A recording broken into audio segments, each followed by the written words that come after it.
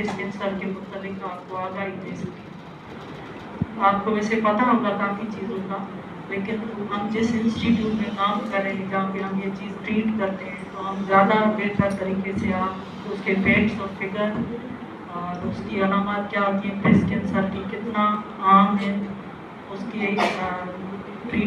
Investigation कौन सी होती है और ट्रीटमेंट क्या क्या होती है और उनसे हम कैसे बच सकते हैं, उसके रिस्क को कैसे कम कर सकते हैं, कुछ चीज़ें मैं बताऊंगी। आप उसके मतलब कुछ मिथ्स भी हैं, मफरूज़ात जो हम कहते हैं ना ब्रेस्ट कैंसर के मतलब, ये होगा तो ये तो नहीं होगा, काफ़ी सवालात लोग पूछते हैं, तो वो हम बताएंगे।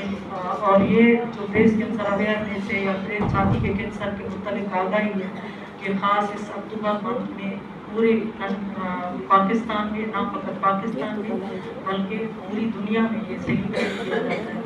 ठीक है, जिस तरह आप देखते हैं वैलेंटाइन डे से फादर डे, मदर डे, वो क्यों करते हैं? क्योंकि हमें याद रहते हैं, हमें डेट्स याद रहती हैं, उसकी अहमियत याद रहती है। जैसे अक्टूबर आएगा आपको याद होगा कि याद आ जाएगा कि ब्रेस्ट कैंसर अवेयरनेस मंथ है। आप स्टूडेंट लेवल पे आप इसको अवेयरनेस में आप पार्टिसिपेट कर सकते हैं। किस तरह स्टेज प्रोग्राम करें, अपने मीडिया आपके पास है, एफएम पे आप जो न्यूज़पेपर पे आप आर्टिकल लिखें, यूनिवर्सिटीज़ में आर्टिकल्स लिखे जाते हैं वो आप लिख सकते हैं, आप वॉक कर सकते हैं। ये सिर्फ हमारी जिम्मेदारी नहीं, हर पाकिस्तान के हर फर्द की जिम्मेदारी है कि इसके मुतालिक आगाह करें।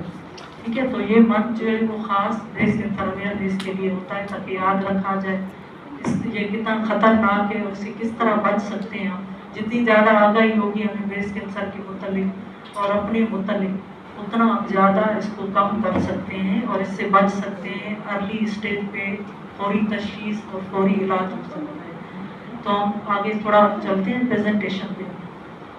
तो बेसिक चीज़ें, कैंसर होता क्या है? ठीक है, किसी को पता है व्हाट इज कैंसर? कोई डिफाइन कर सकता है? यस बेटा आप बताएं।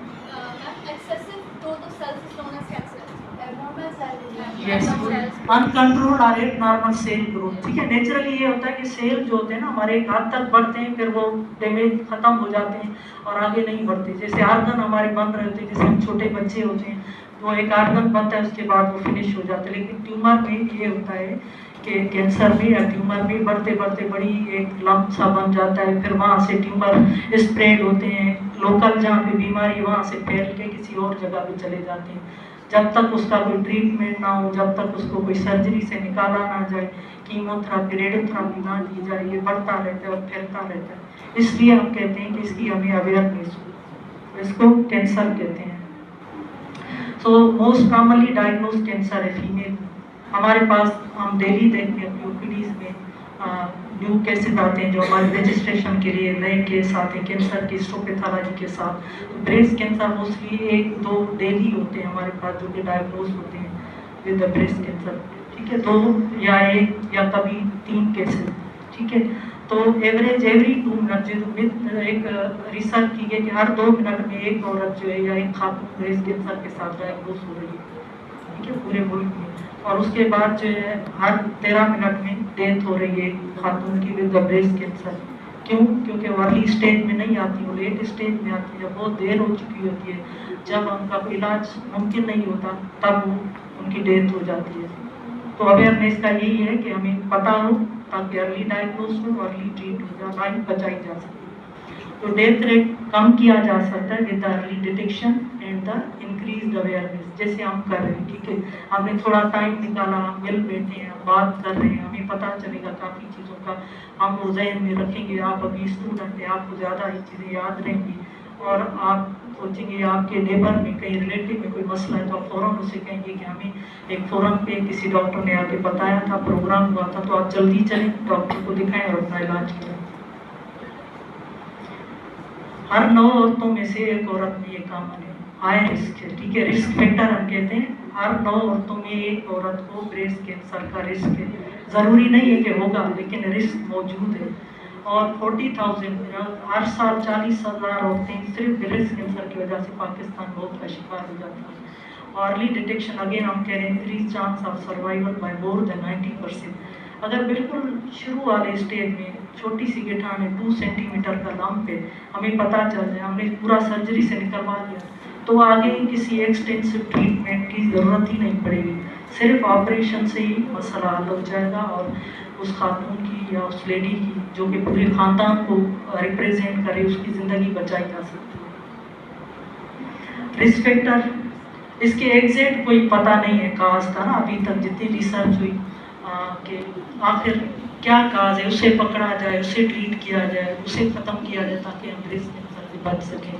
لیکن بہت ساری تحقیق ریسرچ کے بعد پتہ چلا کہ 2 طرح کے رسک فیکٹر ہیں جو کہ بریسٹ کینسر کاز کر سکتے ہیں، ٹھیک ہے۔ ایک کنٹرولیبل ہے جو ہمارے ہاتھ میں ہے اپنی، دوسرے ان کنٹرولیبل جو ہمارے ہاتھ میں نہیں ہے، لیکن ایٹ لیسٹ ہمیں پتہ ہو کہ یہ ان کنٹرول رسک فیکٹر ہیں، تو اس میں بھی یہی ہے کہ مجھے پتہ ہوگا تو میں ڈاکٹر کے پاس فوراً چلا جاؤں گا یا چلی جاؤں گی کہ یہ میرا ان کنٹرول ایک رسک فیکٹر ہے، تو میں ڈاکٹر سے مشورہ کرنا چاہیے کہ اس کے متعلق میں کیا پریونشن کروں۔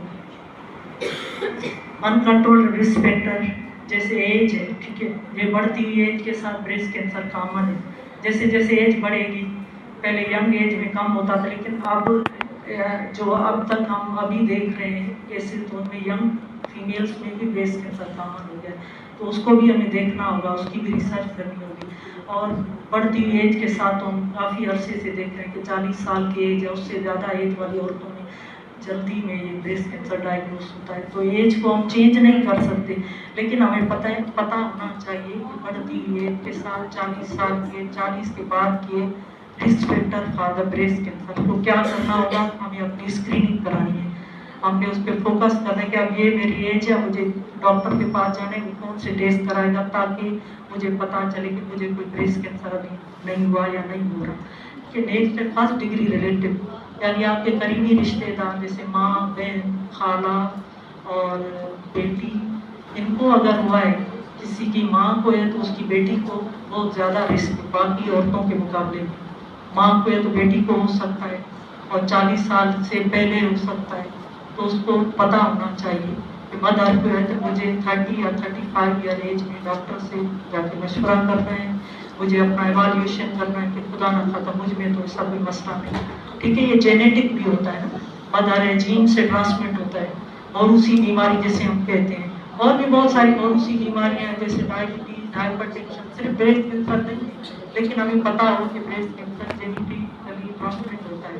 تو یہ ہے کہ لوگ کچھ وراثت میں دولت دیتے ہیں، پیسے دیتے ہیں، تو کچھ لوگوں کو یہ کینسر بھی ملتے ہیں، لیکن یہ 12 رسک فیکٹر یاد رکھنا چاہیے۔ بینگ ینگ یعنی 12 سال کی ایج سے پہلی دفعہ مینسز آنا، ٹھیک ہے، یعنی ارلی مینارکی کہتے ہیں ہم۔ مینارکی کیا ہوتی ہے؟ سب سے پہلے جب پیریڈس یا مینسز اسٹارٹ ہوتے ہیں لڑکی میں، تو اس کی جو ایوریج ایج ہوتی ہے وہ 12 سال، ٹھیک ہے، بکس میں جو لکھے، لیکن اس سے پہلے اگر مینسز اسٹارٹ ہو گئے تو وہ لڑکی اب خاتون بھی رسک فیکٹر پہ ہے، اس کا رسک فیکٹر ہے، وہ بھی رسک پہ ہے کہ بریسٹ کینسر ہو سکتا ہے، ضروری نہیں ہے وہ۔ نیکسٹ ہے لیٹ مینوپاز، یعنی مینسز بند ہونے کی ایج، جو اناٹامیکلی جو ہمارے بکس میں لکھی ہے کہ 45 ایئر ایج میکسیمم ہوتی ہے جس میں مینسز آنا قدرتی طور پہ بند ہو جاتے ہیں، ہارمونل انفلوئنس کی وجہ سے ہارمونس اپنا کام کرنا بند کر دیتے ہیں اور مینسز آنا بند ہو جاتے ہیں۔ لیکن اگر کسی خاتون کو، کسی بہن کو مینسز چل رہے ہیں 45 سے بھی زیادہ، 50 ایئر تک، 55 ایئر، تو وہ رسک اس کا رسک فیکٹر ہے، وہ رسک پہ ہو سکتی ہے۔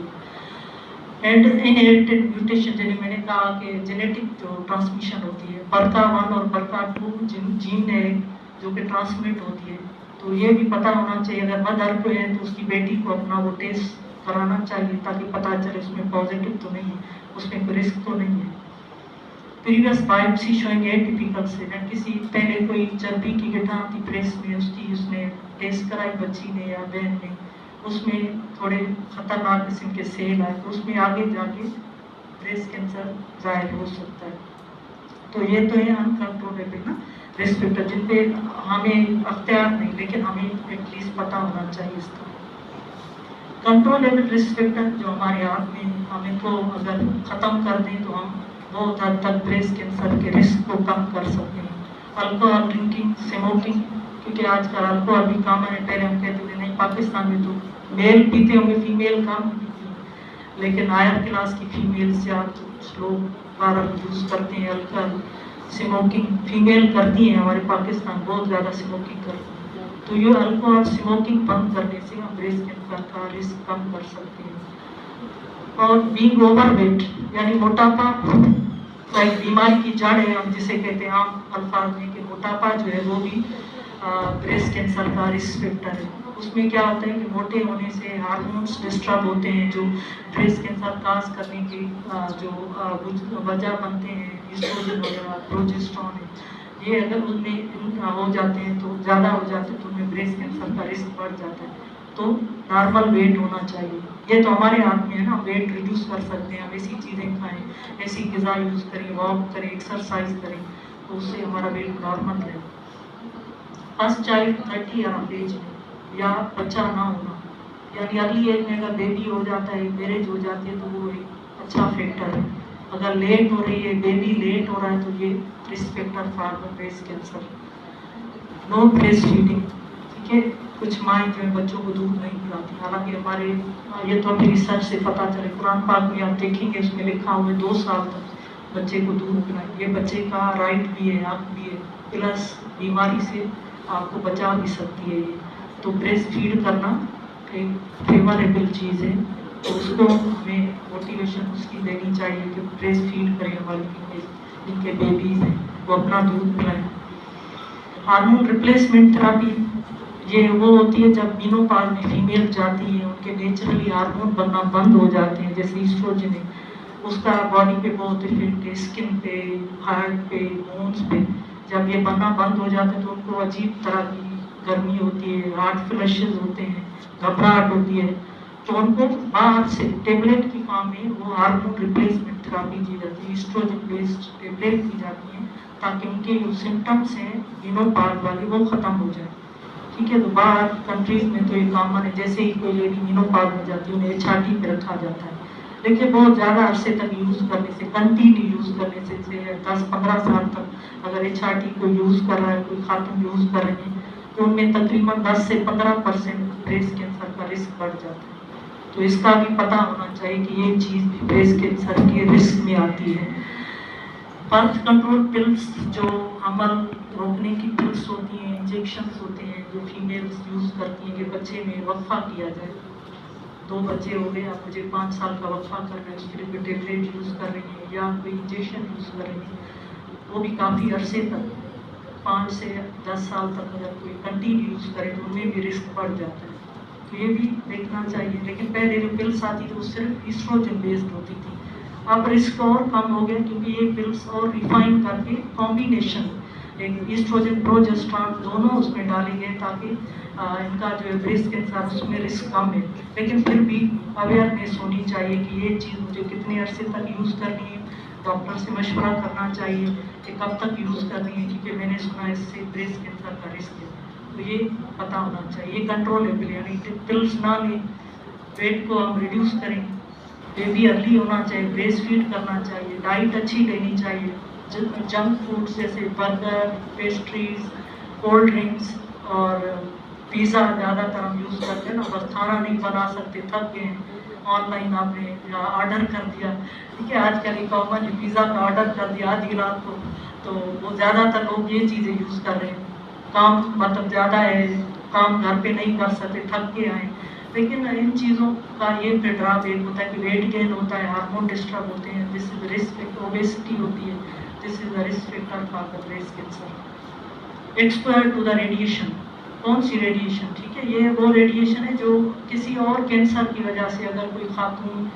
कैंसर हॉस्पिटल गई, उनको गले में कैंसर था, उन्हें शुआएं लगने, उनके पूरा एरिया रेडिएट होता है, कुछ ना कुछ शुआएं ब्रेस्ट को भी मिल रही होती हैं, दूसरे ऑर्गन्स को भी मिल रही होती हैं, तो उन्होंने जब रेडिएशन करे उनमें भी रिस्क फैक्टर हो सकता है आगे जाके, जरूरी नहीं है कि वो, लेकिन एक नॉलेज होनी चाहिए कि ये चीज़ आगे जाके रिस्क में आ सकती है, गले के कैंसर की वजह से शुआएं लगवाएं तो ब्रेस्ट कैंसर हो सकता है उसका।